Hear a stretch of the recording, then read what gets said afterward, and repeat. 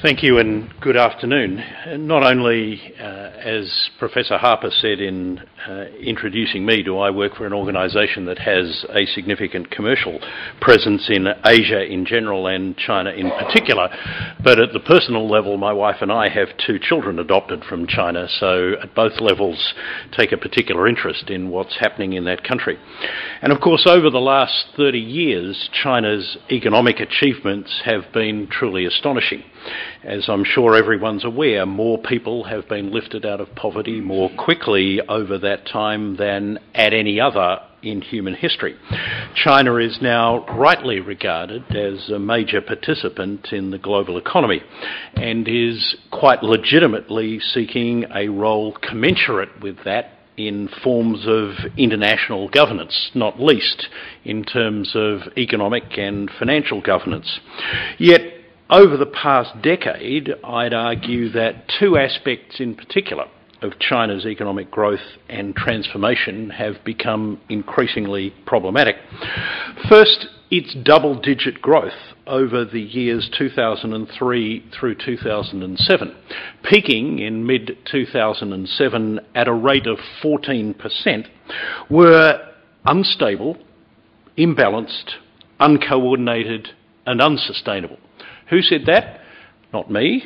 but Premier Wen Jiabao, speaking in 16th of March 2007 to the State Council. And he was right. China had become characterised during this period by a number of bubbles, particularly in its property and stock markets, which were in turn fuelled by the monetary policy settings that China was forced to follow as a result of the combination of large and growing current account surpluses and an unwillingness to countenance either offsetting private capital outflows or an appreciation of its currency against those of its principal trading partners. And as a result, within China itself,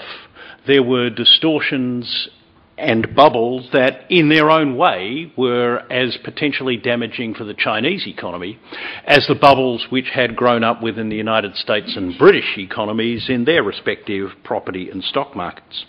The second aspect of this is that China had unintentionally, I'll grant you, contributed to the growing instability in the global economy. Its massive external surpluses were in their own way as much a part of the instability in the global economy, the consequences of which we've witnessed over the last 18 months, as the corresponding large deficits being run by the United States and other countries. China contributed directly to the excessively easy global financial market environment, which along with inappropriately loose monetary policies in the United States far beyond the justification for them, contributed to the emergence of the asset price bubble in the United States, of which the subprime mortgage market was a part. And there's no better direct evidence for that than the fact that the Chinese central bank itself had, by the middle of last year, accumulated nearly $400 billion in bonds issued by the two US mortgage insurance agencies, Freddie Mac and Fannie Mae. And China has, through that, contributed to a major policy problem for itself, namely that it now has some $2 trillion worth of foreign exchange reserves which are overwhelmingly denominated in US dollars, and is thus, perhaps more than any other single agency in the world, vulnerable to the possibility of a significant fall in the US dollar. Yet China itself, in worrying about that risk and in contemplating actions supposedly designed to minimise that risk to itself, is in grave danger of precipitating what it fears. That is, a run on the US dollar if it were now to take the kind of action to protect itself against that risk by reducing its holdings of US dollars. Moreover, the bursting of China's own property and share market bubbles in the first half of last year, that is before the onset of the most severe phase of the global financial crisis, has had more to do with the subsequent slowing of the Chinese economy than has the decline in China's exports that really only began in November last year after the collapse of Lehman Brothers. That said, so far China has had what could be called a good crisis in 4 respects. First, it has made what are uniformly regarded as bold policy responses to the downturn in its own economy.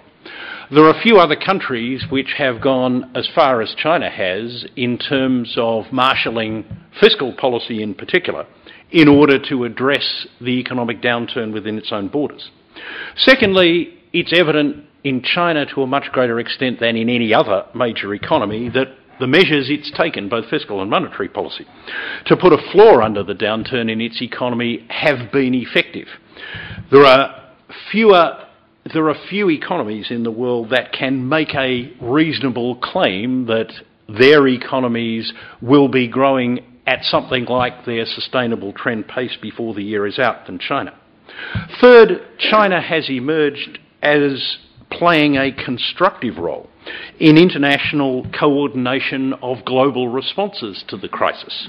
For example, by eschewing for the most part protectionist measures, although in that context I note with some concern the announcement over the last few days of what appear to be significant preferences for domestic firms in government procurement, which of course just understands the futility of some of our own state governments seeking to do the same thing.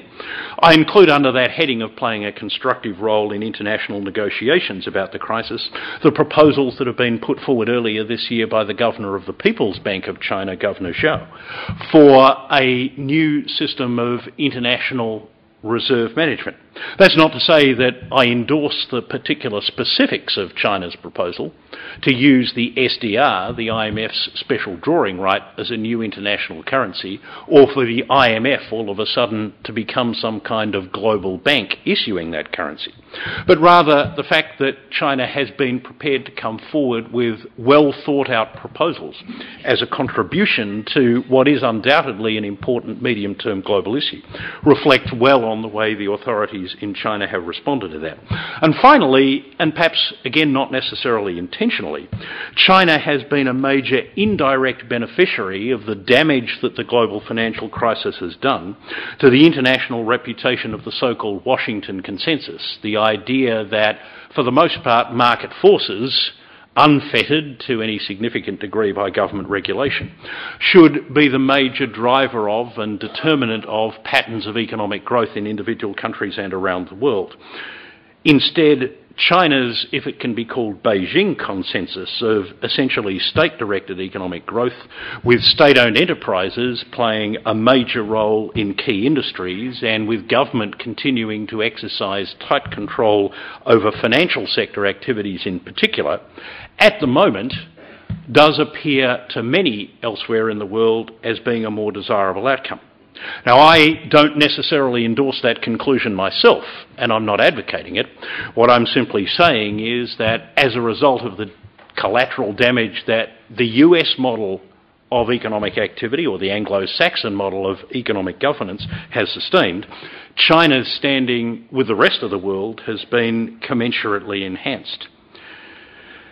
Yet China cannot, in my view, seek to return to the status quo ante in the international economic order. That is, simply to restore the world to where it was before the onset of the financial crisis. The rest of the world, and in particular the United States, won't long tolerate what they see as, rightly or wrongly, China's mercantilist trade policy as being the primary way in which they interact with the rest of the world. The rest of the world isn't going to tolerate, and nor, I would argue, is it in China's interests, for it to resume its running of what I've sometimes described as the greatest vendor financing scheme the world has ever known. That is, the arrangements whereby, in effect, prior to the onset of the crisis, China lent to Americans the money that Americans needed to keep borrowing so that they could keep buying the goods which China needed to keep exporting to them so that China could in turn sustain its model of primarily export-led growth. Just as the US saves too little and spends too much and needs to reverse that, China does the reverse, saving too much and spending too little. Much of the excess saving undertaken within the Chinese economy is not in the aggregate by households, although Chinese households do save a very high 40% of their disposable income. Household income, in turn, is actually quite a small share,